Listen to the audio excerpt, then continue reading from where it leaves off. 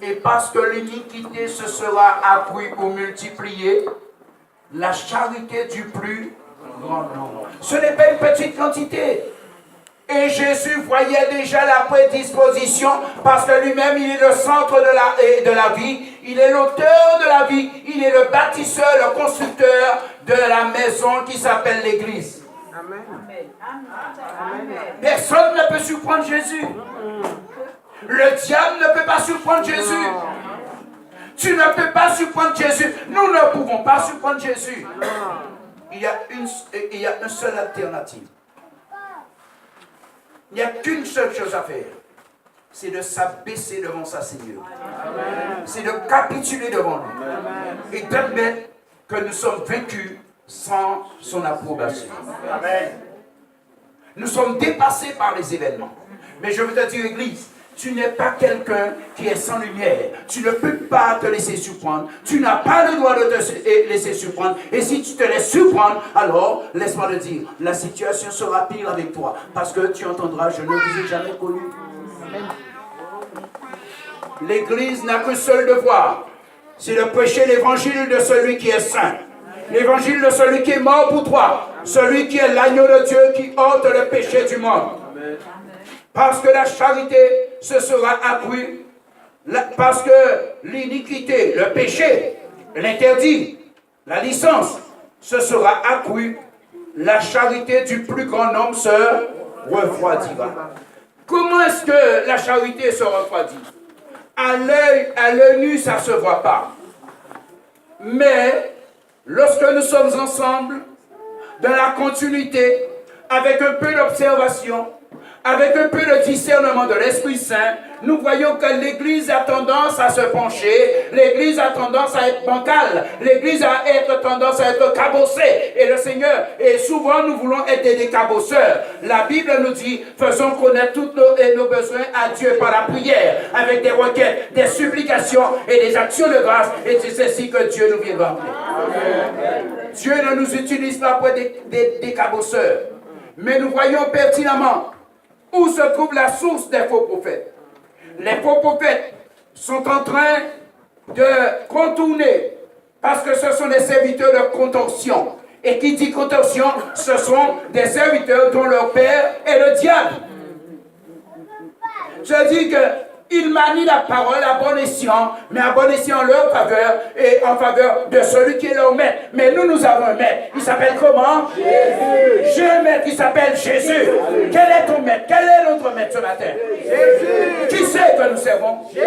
Qui c'est que nous décidons de donner la gloire? Jésus. Alors je donne gloire à Jésus-Christ de Nazareth, le Fils de Dieu vivant, qui est apparu afin de détruire les œuvres de mon adversaire. Amen.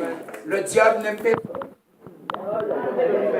Et si le diable te fait réussir sans Jésus, c'est que tu es un adepte de Satan. Tu as en toi un démon et tu es un fils de la géhenne. Et je ne prêche pas l'évangile. Et je dis avec vous, vous et moi, nous ne prêchons pas l'évangile du prosélytisme. C'est-à-dire d'aller faire des candidats, parler de Jésus, sans au préalable toucher ce qui est vital, le cœur de l'homme. Amener l'homme et le cœur de l'homme à la réalité divine, à la présence de la lumière qui change et qui évacue les ténèbres. Ceux qui étaient assis dans la vallée de l'ombre de la mort virent une grande lumière descendre sur eux. Et ce matin, on peut éteindre toutes les lumières. On peut éteindre toutes les lumières de France. On peut te mettre dans le noir le plus absolu, le plus total. Mais laisse-moi te dire, si tu es en quelque part, là où on te mettrait dans des labyrinthes, on te mettrait dans des catacombes, laisse-moi te dire, Daniel l'expérimente avant toi. Et l'Esprit de Dieu en Daniel a fait la différence. Et toi et moi, nous avons le même Dieu que Daniel. Le Dieu qui délivre, le Dieu qui voit son peuple, le Dieu qui donne l'ordre au lion de venir te réchauffer loin de te dévorer. Il est celui qui se servira des choses naturelles pour être ton allié et non ton ennemi. Mon frère et ma soeur, tu as quelqu'un d'extraordinaire qui t'aime et qui veille sur ta marche et aussi sur ta réussite. Qu'est-ce qu'il dit? L'amour du plus grand nombre se refroidit. On est en train d'écorner, d'écorcher l'évangile. On est en train de venir, nous avons des serviteurs de malheur. Nous voyons des PDG qui servent Jésus. Nous voyons des hommes qui sont des présidents là où ils sont. Il y a un président des présidents qui s'appelle Monsieur Jésus-Christ de Nazareth. Il ne faut jamais se prosterner devant un homme, quel qu'il soit. Reconnaître la valeur de l'homme, mais reconnaître la valeur de l'homme avant et d'abord en reconnaissant la valeur de Jésus qui a misé dans la vie de l'homme. C'est pourquoi je n'aime pas trop quand on me donne des caresses. C'est vrai, j'aime des mots d'amour, d'affection, mais je n'aime pas du beurre. Et c'est pourquoi, lorsqu'il faut passer à l'action, je n'aime pas non plus beurrer les dos. Parce que je ne vais jamais t'aider à comprendre qu'il y a quelque chose qui ne tourne pas bien chez toi. Nous sommes amenés à aider l'autre à se voir. Parce que tu es mon miroir, je suis ton miroir. On aime des paroles flatteuses. Et c'est pourquoi les faux prophètes se sont levés. Nous voyons ceci, hein? La charité du plus grand nombre sœur. L'Église n'a plus de patience. L'Église n'a plus cet amour d'antan.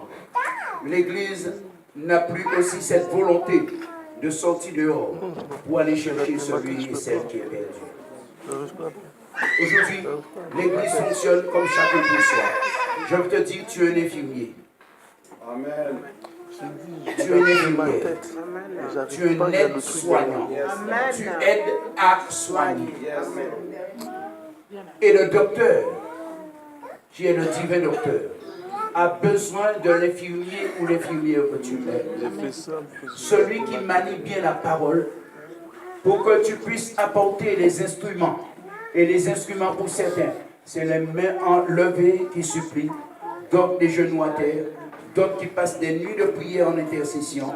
Et là, il utilisera chaque instrument devant lui pour faire l'opération qu'il doit faire. Le peuple périt parce qu'il lui manque de la connaissance. Ce matin, nous sommes là pour remettre la connaissance à l'ordre du jour. Alléluia.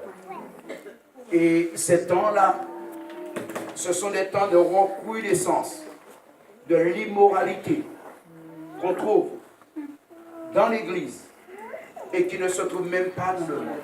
Tu peux me dire ça, docteur? On entend dire souvent chez vous. Amen. Tu l'avais déjà? Non. 1 Corinthiens 5. Amen. Écoutez, il ne savait pas que j'allais lui demander. Qu'est-ce qu'il nous a dit? Alors je lis la parole de Dieu, il nous est dit dans 1 Corinthiens 5, chapitre 5, à partir donc du verset 1er. La parole de Dieu nous dit: on entend dire généralement qu'il y a parmi vous de la débauche, et une débauche telle qu'elle ne se rencontre même pas chez les païens. C'est au point que l'un de vous a la femme de son père. Une abomination de l'inceste. Verset 2. Et vous êtes enflés d'orgueil. Et vous n'avez pas été plutôt dans l'affliction afin que celui qui a commis cet acte soit ôté du milieu de vous. Verset 3. Que dit Paul dans ce domaine-là? Verset 3. Alors Paul va dire, et il a eu raison de le dire, parce qu'il était, et notre soeur aussi a dit, notre soeur Patricia l'évangéliste, comme elle prie, elle intercède, donc on peut être dans l'esprit même si on n'est pas présent. Dieu nous permet de savoir ce qui se passe dans sa maison parce qu'il est partout. Donc son esprit est partout. Donc Paul va dire que pour moi, absent de corps, mais présent d'esprit, j'ai déjà jugé comme si j'étais présent. Donc Dieu juge aussi sa maison. Celui qui a commis un tel acte, Dieu pardonne, oui. Mais il exerce aussi son jugement aussi. Amen. Au verset 4. Au nom du Seigneur Jésus, vous et mon esprit étant assemblés avec la puissance de notre Seigneur Jésus, que tel homme soit livré à Satan. Il n'a pas dit simplement... et qui était ce quelqu'un-là? Est-ce que c'était un homme du monde? Non. Est-ce que c'était un homme hors d'église? Non. C'était un enfant de Dieu. Aujourd'hui, mon frère, à cause du manque d'amour et du manque de franchise et de vérité, on sait que dans l'église, il y a ce bruit qui se perd.